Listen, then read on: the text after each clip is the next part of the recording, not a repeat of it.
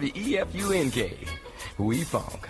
But some other fun kind of current event news, and with another, of course, with the big Jersey angle here of the No Genius from New Jersey podcast. But this just this past Sunday was, of course, Oscars night here in Coronaville. Rich, did you watch the Oscars this week?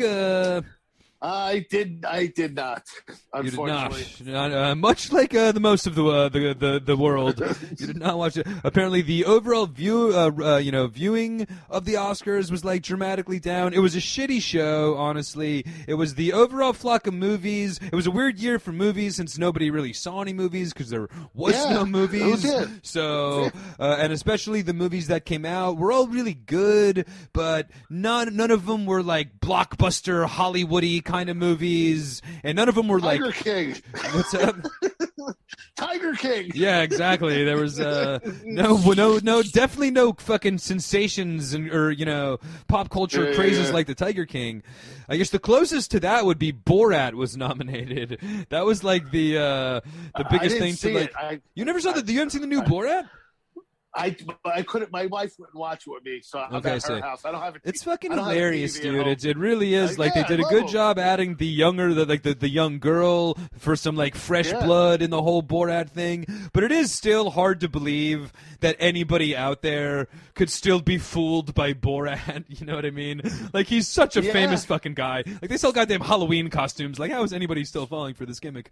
But so the little daughter definitely like threw everybody off. That was a good. And they pulled it off really well, and it was a little bit more believable the way that it was presented and all. You should definitely check it out.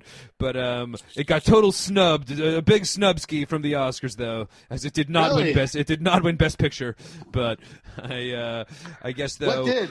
What did win Best Picture, I guess, is the big headline story here on the No Geniuses from New Jersey podcast. Do tell. Guess, because we got a shout out to one of the geniuses from New Jersey, but I guess the winning film at the Oscars for Best Picture was Nomadland, which as well won, Frances McDormand won for the leading actress in the Oscars. We're both from Nomadland, which is really sad. It was a great movie, but not exactly like a thrill a minute.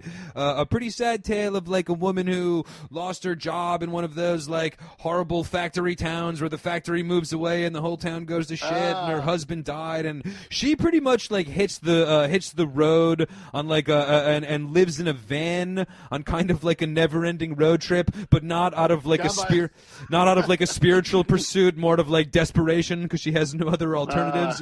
She's like living in a van in national parks. When did she start doing stand-up? Does she go into stand-up? I know, seriously. Great call. It sounds like definitely the prequel of a comedy.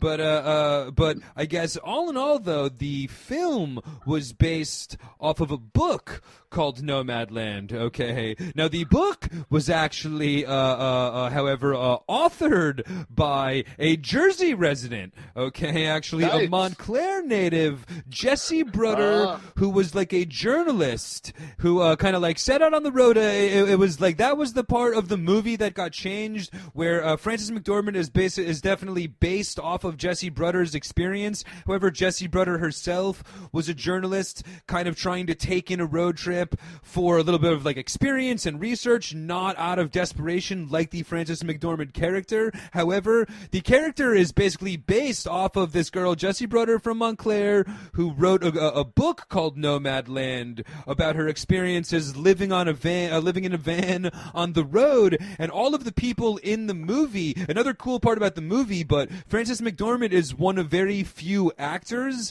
and a lot of the people in the movie are just real nomads that are like living in vans in national parks, and a lot of those actual people were the people that Jessie Bruder met and dealt with on her experiences, and they like found Linda May and all those people are the people from Jessie Bruder's book. So this whole movie is really based off of the experiences from this girl from Jersey, from Montclair, Jessie Bruder, who traveled the country in her van, which was a great name for her van, by the way. She named her van Halen.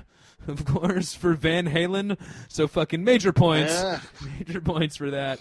But, so really the whole fucking movie, the foundation of this whole goddamn movie that just won the Oscars and the Best Actress category were all based on a Jersey girl, Jessie Bruder from Montclair. Whoop, whoop. And, as well, Frances McDormand, when she gave her big, her speech for, I think it was the speech for the film, because she won the film and Best Actress kind of like within a couple of awards, but she gave a very, at the time, seemed kind of odd and out of place wolf howl, where she all gathered, this is for everybody for our wolf howl, and they did a wolf howl. The wolf howl, I guess to take it down a notch, but was actually a shout out to one of the sound engineers on the film, Michael Wolf Schneider, for a 35-year-old from Morristown who actually died of suicide just at the beginning of March. So, just Well, was he in a van van winner? He was in a van winner. Taking any longer? I know, seriously, you couldn't fucking. I'm done with this goddamn road trip. All right, I think he watched all of the Oscars movies because if you watch Nomadland twice, you might fucking pull a Michael Wolf yourself. But no, of course we can. And big shout out to Michael Wolf Schneider of Morristown, who was a great sound engineer. I guess he worked with Chloe Zahn, the winner, the director of Nomadland, on previous projects as well, and was a big part of the project, and got a huge shout out with the wolf howl on the Oscars. And one of the great moments of the Oscars as a shout out to one of the geniuses from Jersey whom we lost this year. So big shout out to Michael Wolf Schneider, and a big shout out to Jessie Bruder for getting this whole Nomadland thing started. And we owe this great picture and this great performance, and we owe it all to you, Jessie Bruder from Montclair. So big shout out to you, and thank you for your work. We're gonna do a remake. We're gonna do a remake where we go through all the parking lots of Wawa. I know, seriously. I mean, that's the kind of road trip I can get behind. Because literally the only thing that's ever kept me from doing one of these big fucking events, and we kind of talked about it on last week on the show a little bit. But for me, it all comes down to not wanting to shit in a bucket every single day. That's literally the only thing that keeps a roof over my head, is not wanting to shit in a bucket. Like, if I was able to just shit in a bucket every day, I'd be totally happy living in a van in national parks. That'd be great. I pee every 5 minutes. I pee every 15 minutes. A lot of people go missing in these national parks. Yeah. And every time you say about the van, I picture I live in a van down by the river. It cracks me up. Yeah. Not as exciting as a van. Was Farley from Saturday Night Live? Living in a van. I mean, that's an Oscar-winning performance from Chris Farley. Yeah. Big F! WEFUNK. We funk.